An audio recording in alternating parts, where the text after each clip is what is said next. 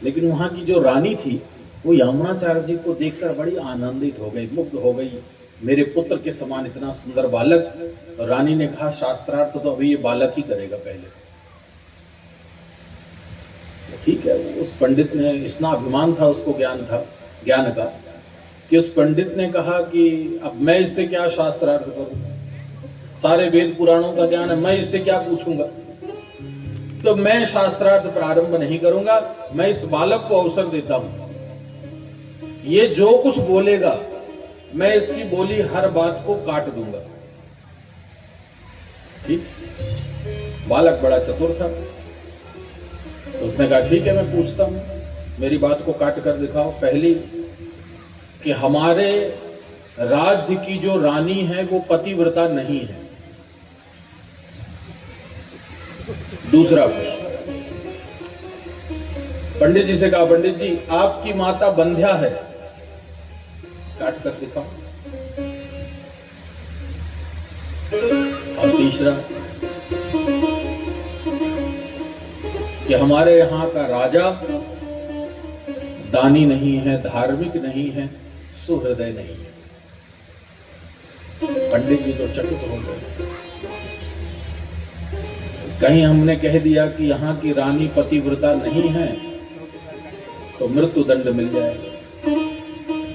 उन्होंने कहा नहीं, पहले प्रश्न को नहीं काट सकते, बिल्कुल सत्य कहा। दूसरा प्रश्न, यदि मैं कहता हूं मेरी माता बंध्या है तो मेरा जन्म कैसे हो गया, ये बात भी नहीं काटी जा सकती। और तीसरी बात, यदि कहता हूं कि यहाँ का राजा धार्मिक नहीं है, सुहृदय नहीं है, राजा तो सीधे फांसी पे ही चढ़ा देगा। पंडित जी ने कहा हम तो अपनी पराजय स्वीकार करते हैं।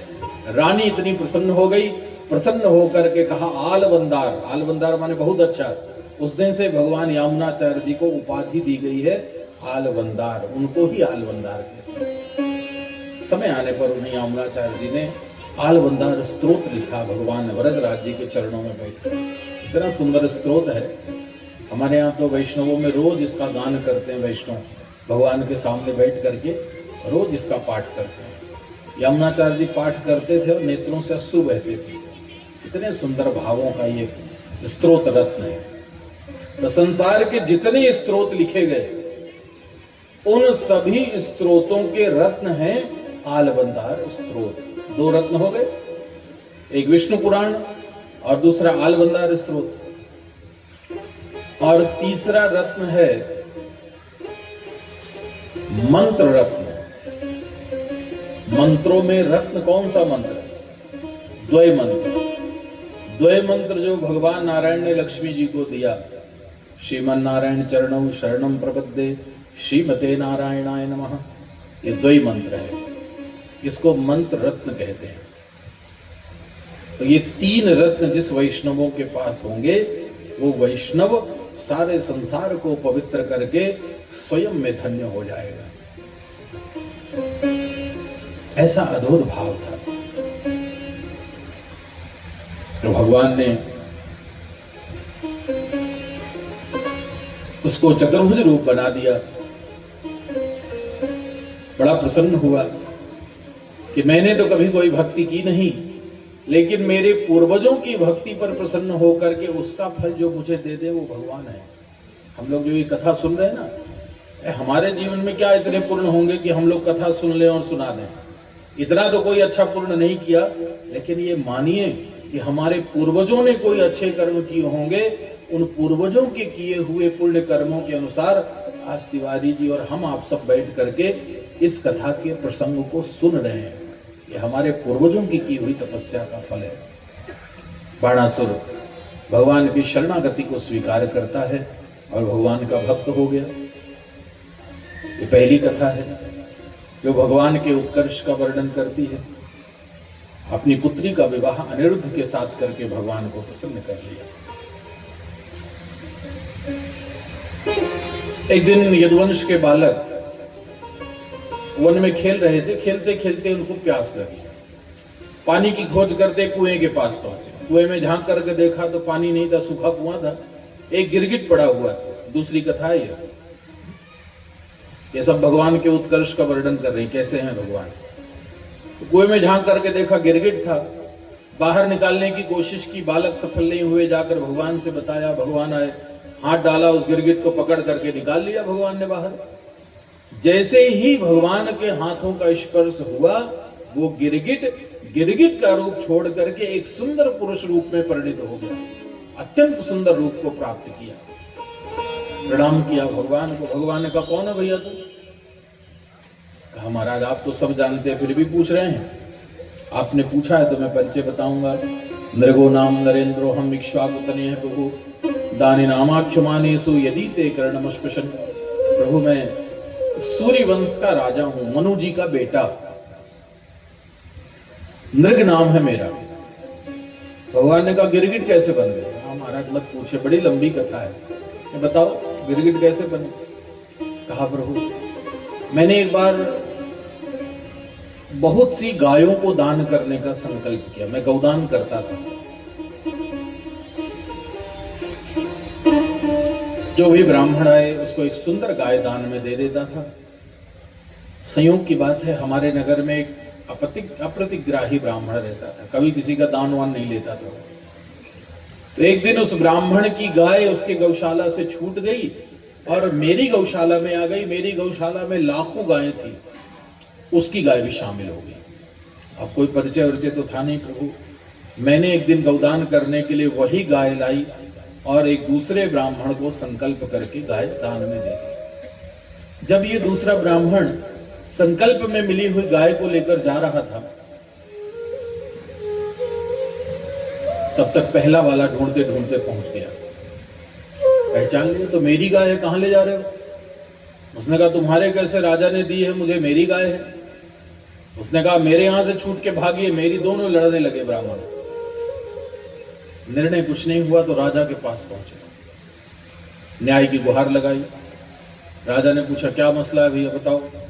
उसने कहा, महाराज ये हमारी गाय है, गलती से हमारी गौशाला से छूट के आपकी गौशाला में आ गई थी, तो हमारी गाय हमें दे दीजिए, हमारे जीवन का यही सहारा।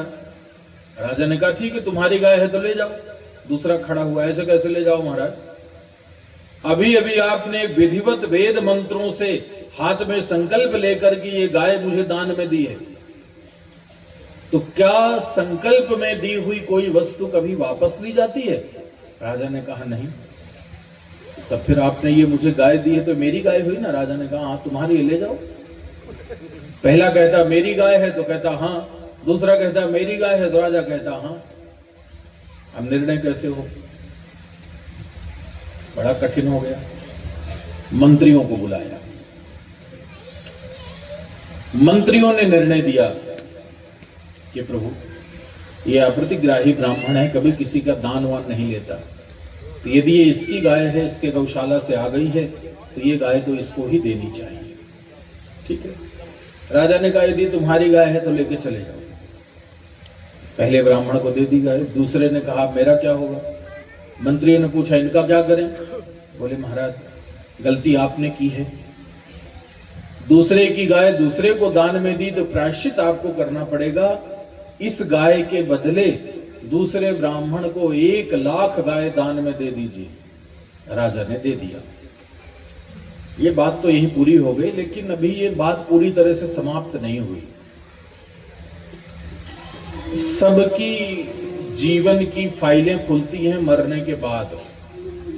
जीवन के जितने कर्मों का लेखा जोखा है सब मरने के बाद होता है। तब राजा नृग की जब मृत्यु हुई और ये धर्मराज के यहां गए तो इनके जीवन का लेखा जोखा सब पलटाया गया। हिसाब किताब लगाया जाता है, जीवन में इतने पाप किए, इतने पुण्य किए, पूरी लिस्ट बनती, पूरी ऑडिट होती है। फिर ये पाप किया तो इसका ये फल, ये पुण्य किया तो इसका ये फल, सब अलग अलग बनाया जाता है। बहुत अच्छा रिकॉर्ड मेंटेन है धर्मराज के यहाँ। तो पाप और पुण्य सबका हिसाब किताब जब हो गया तो धर्मराज ने एक प्रश्न पूछा। सबसे पूछा जाएगा, आप लोगों से भी पूछा जाएगा। तो प्रश्न आपको बता दे रहे हैं, उत्तर क्या देना है सोच लीजिएगा, अभी बहुत टाइम है आप लोगों के पास, सोच समझ के उत्तर दीजिएगा। पाप और पुण्य का सब हिसाब होने के बाद धर्मराज पूछते हैं कि बताओ पहले पाप का फल भोगोगे या पहले पुण्य का फल भोगोगे? ये सबको ऑप्शन दिया जाता है। भोगना दोनों पड़ेगा। पहले क्या भोगना है ये आपकी इच्छा, चॉइस दी जाती है, तो बहुत सोच समझ के बोलिएगा। नृग से पूछा गया पहले पाप का फल भोगोगे या पहले पुण्य का फल भोगोगे? उसने सोचा जीवन में पुण्य तो बहुत किए हैं, एक आध पाप हुआ होगा तो पहले पाप का फल भोग लें, आराम से पुण्य का फल भोग। जैसे कहीं भंडारा वंडारा खाने जाते हैं तो पहले क्या खाते हैं? भंडारा में पूरी सब्जी पहले खा लेते हैं, खीर बाद के लिए रखते हैं, अच्छी चीज बाद में रखें, लास्ट में खाएंगे। तो उसने भी सोचा पहले पाप का फल भोग ले, पुण्य बाद में भोगेंगे। उसने कहा मैं पहले पाप का फल भोगूंगा। ठीक है, धर्मराज ने कहा जाओ गिरगिट बन जाओ, पहले पाप का फल यही है, तुम्हें गिरगिट बनना पड़ेगा। उसने कहा महाराज ऐसा क्या पाप की गिरगिट बन गए? बोले याद है 2 ब्राह्मण जब गाय के लिए लड़ने आए थे तो क्या निर्णय किया था? पहला गाय बोलता था मेरी गाय है, पहला ब्राह्मण बोलता था मेरी गाय है तो सिर हिलाकर बोलते थे हाँ। दूसरा ब्राह्मण बोलता था मेरी गाय है तो उसको भी सिर हिला देते थे हाँ। गिरगिट देखा है आप लोगों ने? हमेशा सिर हिलाता रहे, ऐसा सिर करता रहे। जो ज्यादा सिर हिलाता है उसको गिरगिट बनना पड़ता है, सिर भी ज्यादा नहीं हिलाना चाहिए। अपने पाप के कारण ये गिरगिट बन गया, लेकिन भगवान की कृपा ऐसी थी कि जैसे ही भगवान का स्पर्श मिला जीवन के सारे पाप और पुण्य समाप्त हो गए, वो सीधे भगवान के धाम को प्राप्त हो गया। भगवान की भक्ति का ये परिणाम है कि न पाप भोगना पड़ता न पुण्य, यदि भगवान की भक्ति कर ली जाए। राजा नृग का उद्धार। एक और राजा हुआ, उसका नाम था पौंड्रक, करुष देश का राजा। उसकी भी बड़ी विचित्र कथा है। एक दिन पौंड्रक ने अपने मंत्रियों को बुलाया, बोले ये बताओ कि द्वारिकाधीश कृष्ण की पूजा लोग क्यों करते हैं? कहा महाराज उसमें बहुत सारी विशेषताएं, देखने में तो हमारे आपके जैसे सामान्य लगता है, पर बहुत सारी विशेषताएं हैं उसमें। क्या विशेषता?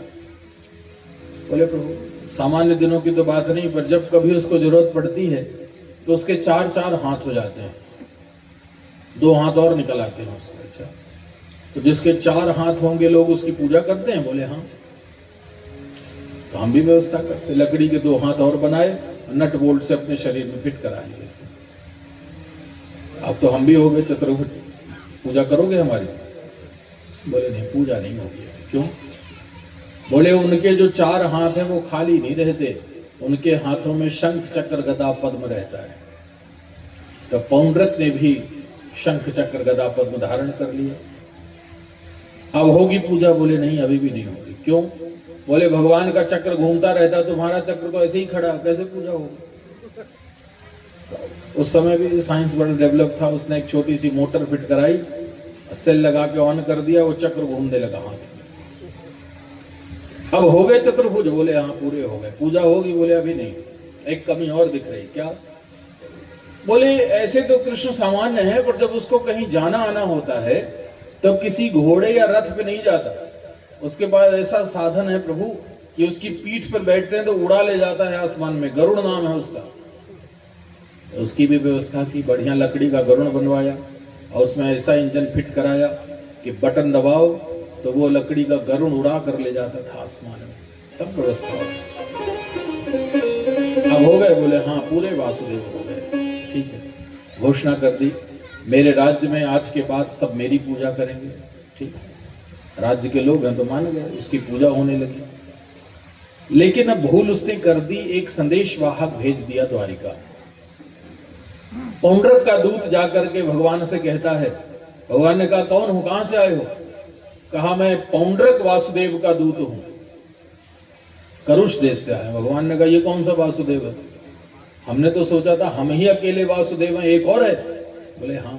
कौन है वो? बोले वही असली है, और हमारे असली वासुदेव ने संदेशा भेजा है, आप जो नकली वासुदेव बन करके घूम रहे हो, हमारे असली वाले की शरण में आ जाइए और अपने अस्त्रों शस्त्रों का परित्याग कर दीजिए। भगवान ने कहा करना तो पड़ेगा ही, लेकिन एक बार पहले दर्शन तो कराओ, असली कौन है। उसने कहा चलो हमारे साथ। उसी दूत के साथ भगवान गए, करुष देश में पहुंचे।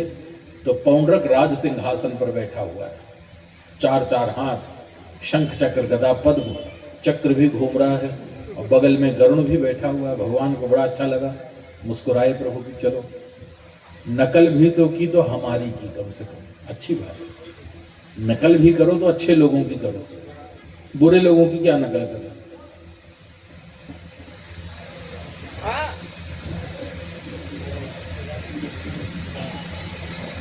एक बार एक भीड़ लगी थी, कथा चल रही थी। कथा में बहुत लोगों की आदत होती तंबाकू खाने की। तो बैठे बैठे एक सज्जन का मन नहीं लग रहा था कथा में, तो उन्होंने हाथ में तंबाकू मली। तंबाकू वाले 2-3 बार ठोकते हैं हाथ, तो उसने तंबाकू मल के 3 बार ठोका। तो जितने श्रोता बैठे थे उनको लगा कि ताली बजाना है, तो सब ताली बजाना, सबने ताली बजाना। ऐसे लोगों की नकल नहीं करना, तंबाकू की ताली बजाने वालों की नकल नहीं करना। नकल करना है तो अच्छे लोगों की करो। किसकी? जब कोई संत भजन में ताली बजाए तो उसकी नकल करो कि भजन हो रहा है तो चलो हम भी तालियां बजा देते हैं। तंबाकू की ताली काम में नहीं आएगी, भजन की ताली काम में आएगी। तो भगवान प्रसन्न हुए, चलो इसने नकल की तो हमारी की कम से कम। उसने कहा कृष्ण तुम नकली वासुदेव बनकर के घूम रहे हो, मेरी शरण में आ जाओ, अपने अस्त्र शस्त्र छोड़ दो। भगवान ने कहा छोड़े बिना काम कहां चलेगा। तुरंत सुदर्शन चक्र का स्मरण किया और छोड़ दिया। सुदर्शन ने जाकर पौंड्रक का वध कर दिया। उसके शरीर की दिव्य ज्योति लोगों ने देखा कि उनके सबके सामने ही वो शरीर की ज्योति जाकर भगवान के शरीर में प्रविष्ट हो गई। सारूप्य मुक्ति भगवान ने उसको प्रदान कर दी। पौंड्रक का उद्धार करने वाले भगवान आगे द्वारिका की लीलाओं का विस्तार। भगवान को संदेशा मिला युधिष्ठिर का, राजसू यज्ञ करना है। भगवान ने कहा राजसू यज्ञ करने की शर्त जानते हो युधिष्ठिर? सारे राजाओं को जीतने के बाद राजसू यज्ञ होता है। क्या सबको जीत लिया? हाँ बोले महाराज बाकी तो सबको जीत लिया, एक रह गया है, उसको जीतना बड़ा कठिन है, बड़ा शक्तिशाली। कौन है? कहा मगध देश का राजा जरासंध, बहुत शक्तिशाली है। अरे भगवान ने कहा हमारा तो बहुत पुराना शत्रु है, हम तो 18 बार लड़ चुके उससे, तो वो उसको जीतना बहुत कठिन है। भगवान ने कहा चलो अब उसका भी समय आ गया है, उसकी योजना मैं बना लेता हूँ। योजना बनाई। एक दिन अर्जुन, भीम और भगवान श्री कृष्ण तीनों ने अपना वेश बदला, ब्राह्मणों की वेशभूषा बनाई और जरासंध के यहां पहुंचे। जरासंध ने देखा ब्राह्मण आए हैं, प्रणाम किया और कहा हे विप्राह वीरताम कामो ददाम आत्मशिरोपिवा, ब्राह्मणों वरदान मांगो, जो चाहिए वो मांगो। कहा भगवान ने कि जो मांगेंगे सो मिलेगा। जरासंध ने कहा मेरा सिर भी मांग लो, वो दे दूंगा, जो चाहिए मांग लो। बड़ा भक्त था ब्राह्मणों का। तब इतना दुष्ट राजा ब्राह्मण भक्त कैसे हो गया जानते हैं? उसके पीछे भी कथा है। भगवान ने 17 बार जरासंध को हराया। 18वीं बार युद्ध करने की तैयारी हुई तो युद्ध करने से पहले जरासंध ने अपने नगर के सभी ब्राह्मणों को बुलाया, अल्टीमेटम दिया सबको, मेरे लिए यज्ञ करो और उस यज्ञ का मुझे ऐसा आशीर्वाद देना कि इस बार मैं कृष्ण को पराजित करके आऊंगा, और यदि ऐसा नहीं हुआ युद्ध से मैं हार करके यदि लौटा तो तुम में से एक को भी जीवित नहीं छोड़ूंगा। अब ब्राह्मण समझ गए कि मरना तो है, यदि यज्ञ के लिए मना करेंगे तो यह भी मार देगा, दुष्ट है। यज्ञ भी कर देंगे, हार के तो आएगा ही, फिर मार देगा, तो मरना तो है ही है।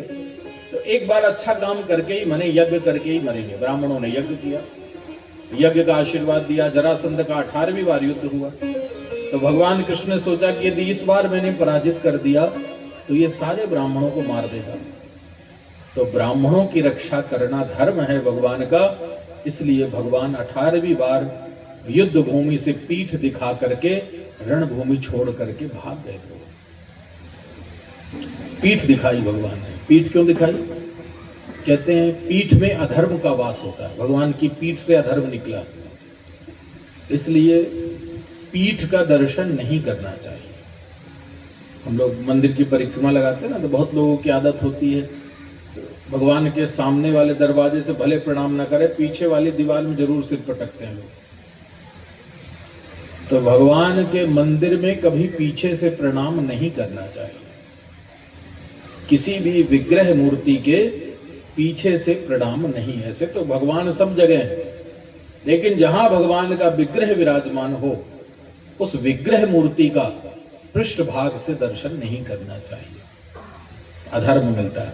तो मंदिर में परिक्रमा लगाइए, लेकिन परिक्रमा लगाते समय पीछे से प्रणाम नहीं करना। किसी संत को, ना गुरु को और न भगवान को पीछे से प्रणाम नहीं करना चाहिए, सन्मुख प्रणाम करना चाहिए, सामने से।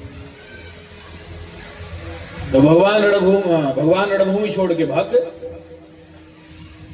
जरासंध को बड़ा अच्छा लगा, ब्राह्मणों के वरदान में बड़ी ताकत है। उस दिन से ब्राह्मण भक्त हो गया, जो मांगते सो दे देते। भगवान जानते थे, इससे ब्राह्मण बन के आए। जरासंध ने कहा मेरा सिर भी मांगो दे दे। ने कहा सिर विर नहीं चाहिए। युद्धम नो देहि राजेंद्र दंडशो यदि मन्यसे युद्धार्थिनो वयम प्राप्ता राजन्य अनानकांक्षिणः। हम युद्ध का वरदान चाहते, हमसे युद्ध कर लो। जरासंध ने कहा ब्राह्मणों से युद्ध नहीं हो सकता। भगवान ने कहा हम ब्राह्मण नहीं क्षत्रिय हैं। तो क्षत्रिय तो वेश बदल के क्यों आए, परिचय बताओ कौन हो। तीनों का परिचय दिया। सबसे पहले कहा ये पांडवों में श्रेष्ठ धनुर्धारी गांडीवधारी अर्जुन है, इसके साथ युद्ध कर लो। जरासंध ने कहा युद्ध बराबरी वालों में होता है, ये उम्र में भी छोटा है और शक्ति में भी मेरे बराबर का नहीं, केवल धनुष बाण ही चलाता है। द्वंद्व युद्ध में तो 5 मिनट नहीं टिकेगा मेरे सामने, कुश्ती नहीं लड़ सकता ये, मैं इससे युद्ध नहीं करूंगा। भगवान ने कहा हमसे कर लो। जरासंध ने कहा तुम कौन हो। भगवान ने कहा नहीं पहचाना हमको। थोड़ा सा मुस्कुराए प्रभु कि भगवान के मुस्कुराहट देखते ही पहचान गया। बहुत सुंदर मुस्कुराते हैं वो, इतनी सुंदर मुस्कुराहट है कि भगवान की स्मित मुस्कान को देखकर पहचान गया तू कृष्ण है। लेकिन तुझसे युद्ध करने का प्रश्न नहीं उठता, तू तो रणभूमि छोड़ के भाग गया था। मनी मन भगवान ने सोचा 17 बार जब तुम भागे थे तब कोई बात नहीं, हम तो एक ही बार भागे और कहते हो मैं भगोड़ा हूं, युद्ध नहीं करूंगा। ठीक है, हमारे हाथों तुमको मरना भी नहीं है। भगवान ने कहा ये तीसरा है, इससे कर लो। ये कौन है। असोब्र कोदरा, ये भीम है, श्रेष्ठ गदाधारी, भीम से युद्ध कर लो। हाँ हाँ इससे करूंगा, ये मेरे बराबरी का। भीम बड़े शक्तिशाली थे। तब भीम से युद्ध हुआ। सुबह से शाम तक थोड़ा देर गदा युद्ध हुआ। दोनों ने अपनी गदा फेंकी और द्वंद्व युद्ध प्रारंभ हुआ। मल्ल युद्ध होने लगा। एक दूसरे के शरीर को मर्दन करते, वो पटकता फिर वो पटकता, ऐसा भीषण युद्ध। सुबह से शाम तक युद्ध हुआ। शाम को युद्ध विश्राम। अगले दिन फिर युद्ध हुआ, फिर युद्ध विश्राम। 27 दिन बीत गए युद्ध करते करते, परिणाम कुछ नहीं निकला। आखिरकार 27वां दिन जब युद्ध का विश्राम हो गया तो भीम भगवान के शिविर में आए और भगवान के चरणों में बैठे रहे, चरण दबाने लगे।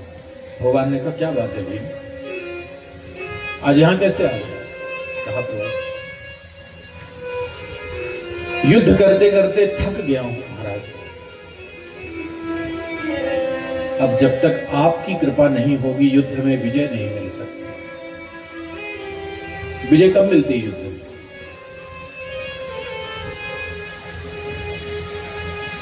यत्र योगेश्वरः कृष्णः यत्र पार्थो धनुर्धरः तत्र श्री विजयो भूत ध्रुवा नेतिर्मतिर्मम। जहां योगेश्वर भगवान कृष्ण की कृपा हो और मनुष्य का पुरुषार्थ हो, विजय तो वही हो सकता है। कोई सोचे हम केवल पुरुषार्थ से जीत लेंगे तो नहीं हो सकता, और केवल कोई कृपा के भरोसे बैठा रहे तो भी कठिन है। अपना थोड़ा पुरुषार्थ करिए और भगवान की कृपा के भरोसे रहिए, काम सब हो जाएंगे। भीम ने कहा प्रभु आपकी कृपा के बिना युद्ध में विजय प्राप्त करना कठिन है। अब यदि कल युद्ध हुआ तो जरासंध के हाथों मेरी मृत्यु निश्चित है महाराज, आप कृपा करें। भगवान समझ गए, आज आ गया है शरण। भीम को बड़ा अभिमान आ गया था जब जरासंध ने कृष्ण और अर्जुन दोनों से युद्ध करने के लिए मना कर दिया, भीम को चुना, तो भीम को लगा कृष्ण और अर्जुन से ज्यादा तो शक्तिशाली मैं ही हूं, इसलिए दोनों को रिफ्यूज कर दिया, हमसे युद्ध कर रहे हैं। नर और नारायण से भी ज्यादा अपने आप को शक्तिशाली मान लिया। तो भगवान तो कहते हैं कि जब तक तुम अपनी शक्ति के भरोसे पर रहोगे मैं नहीं आऊंगा,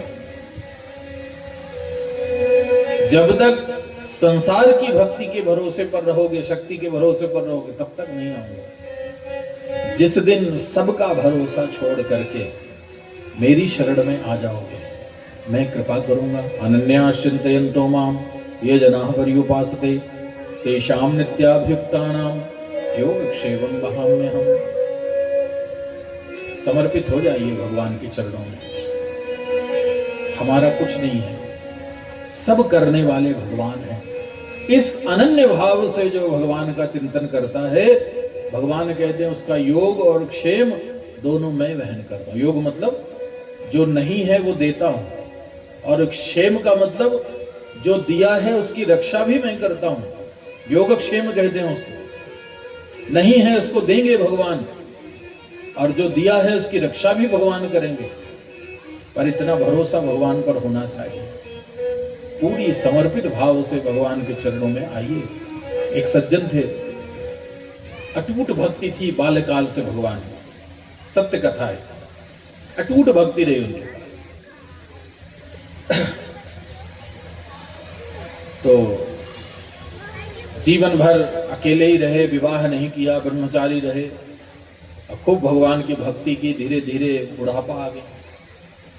अब अकेले सारा काम करना और भगवान की सेवा करना थोड़ा कठिन हो गया। दिन भर भगवान की सेवा भी करो, भोजन भी बनाओ, कपड़े भी धो, घर भी साफ करो, ये सब काम करने में बहुत कठिनाई होने लगी। तो उसके जो प्रेमी लोग थे, मित्र लोग थे, उनसे कहा देखो अब अकेले बड़ा कठिन होता है, तो कोई एक सहयोगी व्यक्ति अच्छा मिल जाए तो मेरे पास भेज देना, मेरे पास जो है थोड़ा उसको भी दे दिया करूंगा और मेरा भी काम हाथ बटा देगा। ठीक है। मित्रों ने ढूंढा ढांढा, एक अच्छा व्यक्ति मिला, भेज दिया, जाओ उनके घर चले जाओ, उनको जरूरत है किसी। वो आया, इन सज्जन से कहा महाराज आपके मित्र ने मुझे भेजा है, आपको किसी सेवक की जरूरत है? बोले सेवक नहीं, सहयोगी की आवश्यकता है, मेरा थोड़ा थोड़ा सहयोग कर दिया करे, बस इतना ही, तो मुझे रख लीजिए। उन्होंने कहा ठीक है, रह जाओ। सेवक ने पूछा क्या पेमेंट देंगे? उन सज्जन ने कहा तुम जो मांगोगे वो तनख्वाह में तुमको दूंगा, जो तुमको चाहिए वो दूंगा। काम क्या करोगे? तो उसने भी कह दिया जो काम आप कहेंगे मैं वो सब काम करूंगा, जब मन इच्छा के अनुसार पेमेंट मिलेगी तो आपकी इच्छा अनुसार काम भी करूंगा। ठीक है। तो सज्जन ने पूछा अच्छा बताओ तो फिर कितना लोगे महीने का? उसने कहा 25,000 रुपये महीना दे दीजिएगा मुझे। ठीक है, हम तुम्हें 25,000 देंगे।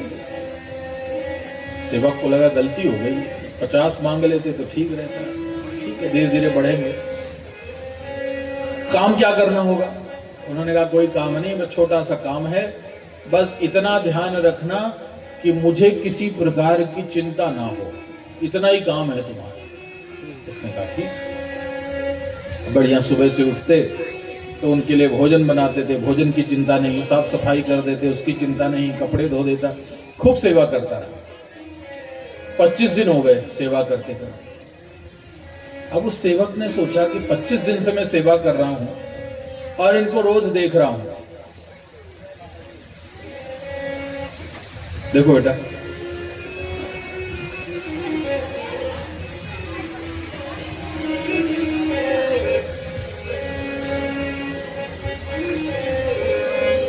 सेवक ने सोचा कि 25 दिन हो गए सेवा करते करते और रोज इनकी दिनचर्या देख रहा हूं।